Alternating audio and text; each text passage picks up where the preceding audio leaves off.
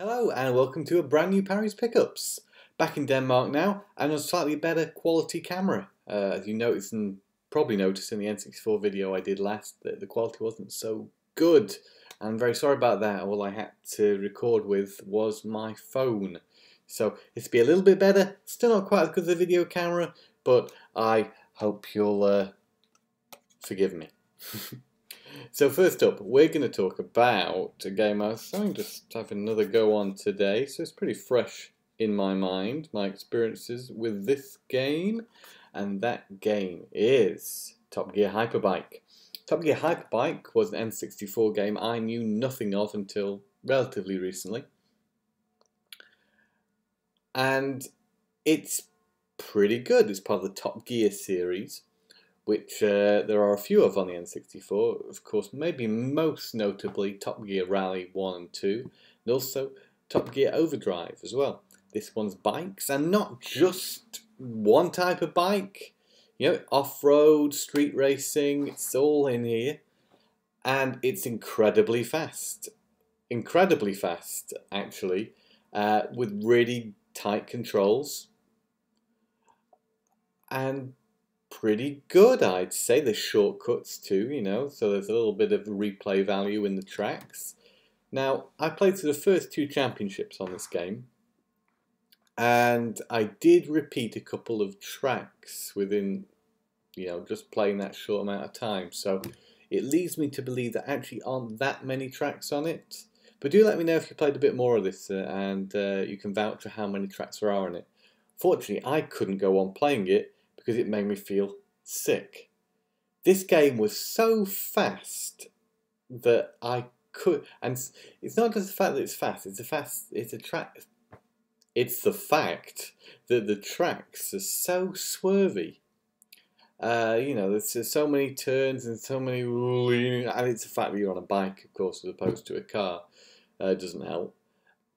But I couldn't go on.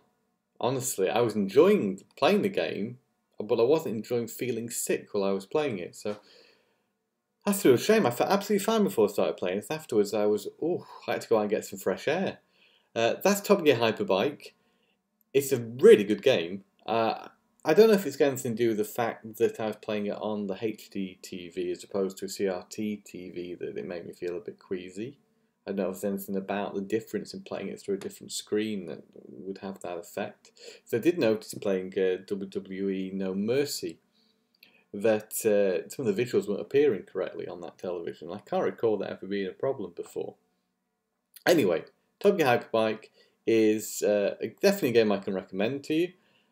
I got it for 75 kroner here in Denmark. Good friend Matt Boyle, a fellow podcaster, picked it up from a flea market here. 75 is pretty good for this. It's not a game you tend to see a lot in the UK. It's a little bit more common in, say, in Denmark. I've noticed. I've seen this twice. Well, I've seen it once myself, and Matt found this elsewhere. So, Top Gear Hyperbike. Moving on to a game I picked up very cheaply, 50 kroner, brand new. That's Lego Batman 3 Beyond Gotham. What can I say about this? It's been out a while. I bought it because I don't have any of the Lego games on the Xbox One. I thought, well, I had a few choices, a few formats to buy it on, the Wii U, the PS Vita, and the Xbox One. I've got a few Lego games on the Wii U, and I thought, well, at this price, I'll just get it on the Xbox One. Relatively low install on this, just give you some good information that it's only like 7-8 gig, which is nice because a lot of games you install on your console take up like upwards of 40 nowadays, so that's something if you're running low on room on your console's hard drive. It takes the story outside of Gotham City, as it says, and begins with a cutscene where you see several of the Lantern characters battling it out with Brainiac up in space, and then you go down and you're playing a mission with Batman and Robin faced up against Killer Croc. And there's not much more to write home about. It looks very nice actually on the Xbox One, but it's your typical Lego game. Fairly good fun. You know what to expect from it. I guess by this point it might seem a little bit monotonous. I'm always surprised actually how many new things they managed to get in there to make it feel a little different. You had Robin with his special suit and Batman with a suit. I think they've had them as different games, but Robin's got his like toxic suit on. He can suck up objects, and you have to collect so many before you can open a door. I thought that was quite neat. But you know, it's not much to write home about, but it seems fairly good. I quite like the cover of this one. I like the idea that the space is Batman's cape. That was quite a nice way of getting these two different ideas in there, because Superman's in the game as well. Not bad, but I say nothing particularly to write home about there. Next three games I've got are Wii U games, and I was very eager to get all the Wii U games I actually wanted. I felt like there was only a few more I had any interest in. One of them being Paper Mario Color Splash, which I'd seen a trailer of and thought, hey, that looks very colourful. I like that about it. I like the presentation. I like the tone of it. I thought, well, I could do far worse than check this one out. I actually had in my mind it being a little bit more of a platform. I don't know why I thought it was a platformer, because it's a Paper Mario game. This is like the other Paper Mario game I've played. The only other one I've played is Thousand Year Door on the GameCube. And this seems very similar to that, and I should have expected that anyway. It's fairly pedestrian, I suppose, in its pacing. You find out that Toad has had all the colour sucked out of him, or a Toad has had all the colour sucked out of him, and you get sent him as a letter. And of course Mario's a bit upset by this, so he goes off with Princess Peach on a boat to an island where he's trying to unravel the mystery of why someone or something is sucking all the colour out of the characters. And there's a card-based battling system in this. Unlike the other Paper Mario game I played, that was didn't involve any cards, I don't think, or anything like that. Mario gets his hammer very early on. That's a trademark of this series. He can hit stuff to take colour out of them, and you need colour to do attacks. He has a little paint bucket friend who is like your guide on your journey. I got up to the first save point in the game and then quit, because I just wanted to kind of get a taste of it so I could talk about it on this video. But it was, I was pretty interested in it. It did grab me. It's not a game that I don't think I'll ever come back to again, of course. I think this has definitely got something going for it. I wouldn't say from first play it's a must-have for the system, but it seems alright. It's a little bit pricey than your average game. Being a Nintendo game starring Mario, it's cost me, I don't know, just over £20, I think, second hand, which it's quite a lot of money. I did miss out on it when I saw that Tesco in the UK was selling it for like £12.50 or something at one point. Sold out straight away, I think. But fairly happy with this one. And then moving on to a game I played with my good friend and fellow podcaster again, Matthew Boyle. You can find out more about this on the last Tom Matt Attack podcast. But this is Mario and Sonic Rio 2006 Olympic Games.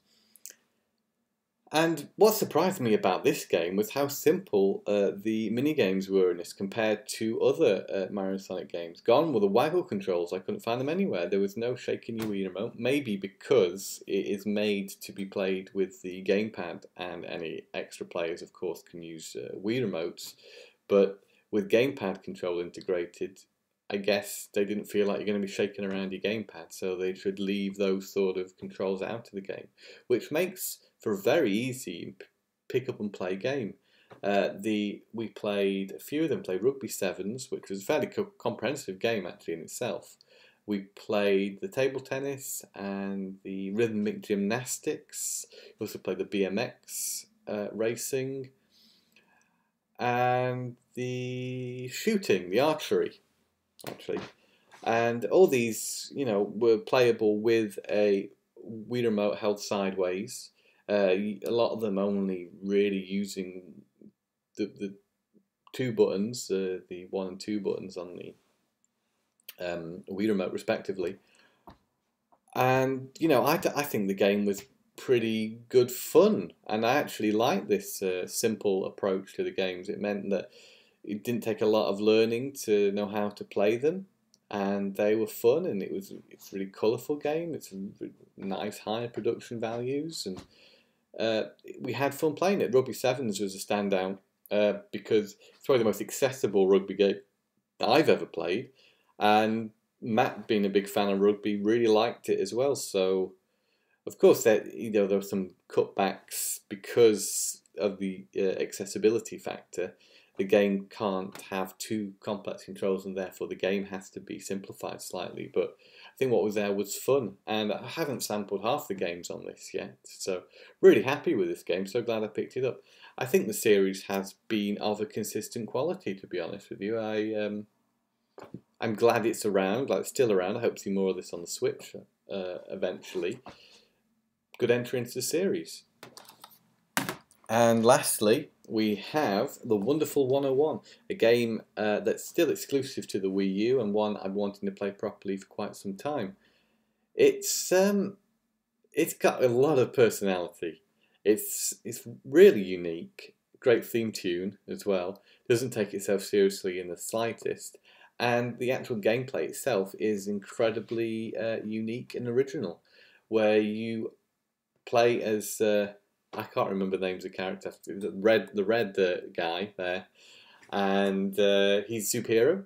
He's looking after some school kids at the beginning, and then something terrible happens, and he's got to don his superhero costume and call upon the help of the other 100 so far. It's a wonderful 100. So I'm not sure where the extra one comes in there. But these are a superhero team made up of superheroes from all over the world. And unique, the UPS of this game is you have to use these other superheroes to help you. So the game is played from a zoomed out perspective where you can see a lot of the playing field and you can see all the other characters around you. And then you have to draw either on the gamepad or with the right stick certain shapes, and each shape is a formation that your group, your squad will create, and each formation is like a different weapon. You see the fist on the front, you do that by making a circle, and you make a straight line to create a sword. And you use these for various sections of the game. Sometimes you'll need to draw a line, use the sword to actually create a bridge of people that you can walk across. So it's a sort of it's a very fast-paced game. There's a lot going on, but it is good fun, very unique. A little bit frustrating, I found, with the controls at times, though. I couldn't quite get it to do what I wanted it to do a lot of the time. It told me to just simply draw a circle to create the fist, and I tried several times to get this right, and I wasn't sure what I was doing wrong. It was only through trial and error I actually created the right shape. I found it to be better to use the gamepad to draw the shapes as to use the right stick, because nothing was happening when I was doing that. I don't know what I was doing wrong. So I wouldn't say it's the easiest game to pick up and play, because the mechanics, while original, felt a little bit cumbersome and a little bit difficult to get my head around, and just didn't do work how I expected them to work. But it's an original concept, and I give it a lot of credit for that. And it's a unique experience. So I think it's worth checking out, but it is very fast paced. It is a lot going on, and if you want a game which is a little bit more sedate, then this isn't it. But I like it a lot anyway. So that's it for this week's episode. I hope you've enjoyed it. I hope you've maybe found something there that interests you, and maybe I've been able to give you some more insight into it. Top Gear Hyperbike certainly is a bit of a hidden gem, dare I say, on the N64. You don't often hear about that game, and it's probably one of the best racers on the system, I'd say, from what I've played.